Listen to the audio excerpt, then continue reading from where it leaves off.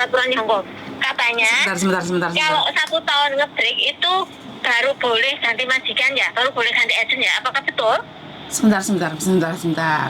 Bagaimana awalnya sampai berapa lama di sini dan prosesnya Saya kan di seperti sini sudah apa? lama, ya ada 10 tahun lebih. Tapi kan terus saya ganti majikan, ini majikan baru gitu loh. Sebenarnya sih majikannya itu enggak apa-apa. Cuma maksudnya cerewet aja sebenarnya sih saya tuh ya enggak apa-apa, cuma kayaknya dia ya Mbak Yun ya. Kayaknya tuh apa ya? Apa akunya aja yang enggak nyaman. Sebenarnya sih enggak apa-apa, maksudnya cuma cerewetnya itu loh. Sebentar. Kayaknya tuh dia ya maklum lah, maksudnya maklum ya dia tuh kayaknya enggak mau dengar omongan pembantu Sebentar. Sampean denger nggak saya ngomong? Ya dengar. Sampean tahu kan setiap kali telepon masuk ke saya secara langsung dan tidak langsung masuk di YouTube sama di Facebook, jadi hati-hati jangan pernah menyebut nama siapapun termasuk namamu sendiri. Oke. Soalnya sampean tiba-tiba ujuk-ujuk nangokno apakah benar gimana? Apakah benar apa? Itu ngebreak kontrak ya. Kalau ngebreak katanya 1 tahun baru bisa ganti agent begitu ya. Katanya dengar peraturannya. Benar apakah betul? Oke, karena ada syarat dan ketentuan berlaku bagi anak-anak yang baru dari Indonesia. Kalau mereka belum cukup 1 tahun 8 bulan itu nggak bisa pindah agent, itu memang benar.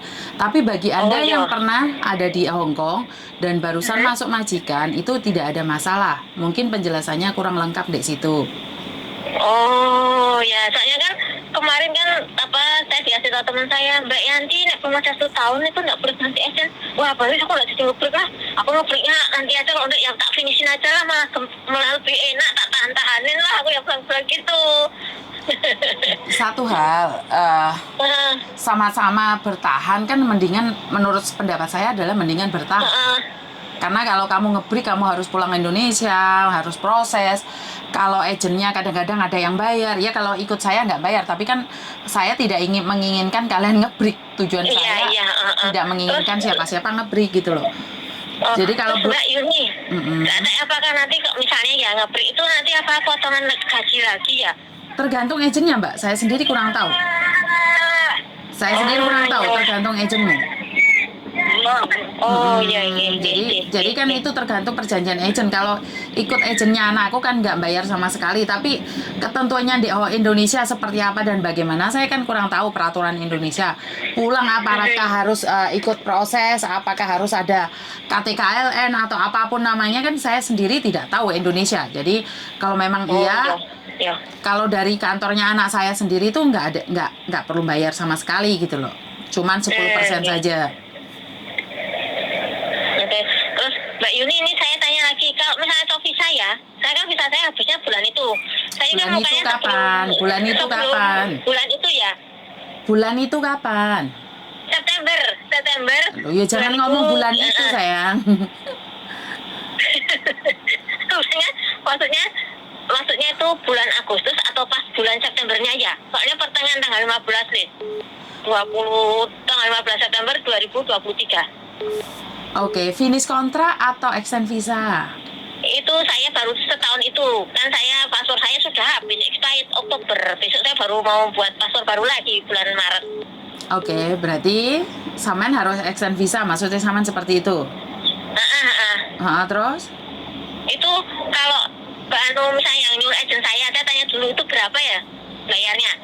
Makanya saya tanya sampai takutnya nanti agentku lebih. Kan aku bisa, segini loh, bisa bantah gitu loh Mbak Yuni. Sebentar, kalau kamu nyuruh orang kan otomatis orang yang pingin ngambil badi toh, bener ya?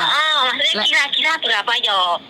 Soalnya saya akan dikatakan bahwa kalau ke imigrasi sendiri cuma 230. Lah agentnya saya sendiri. Tapi kan saya harus datang pagi-pagi ya. Nggak perlu pagi-pagi sih. Oh, ngapain belum subuh ngapain? Ngejak subuhan ke imigrasi. Belum subuh ke sana soalnya ngantri nomor dulu itu. Iya, zaman dahulu kala. Tapi sejak ada COVID ini kan nggak perlu seheboh itu. Sekarang cuman dimasukin ke imigrasi lewat Dropbox bisa, lewat online juga bisa. Kalau lewat online tuh apa booking dulu? Tidak perlu, majikanmu bisa kok lewat online sayang. Aduh, majikanku kira dong Mbak.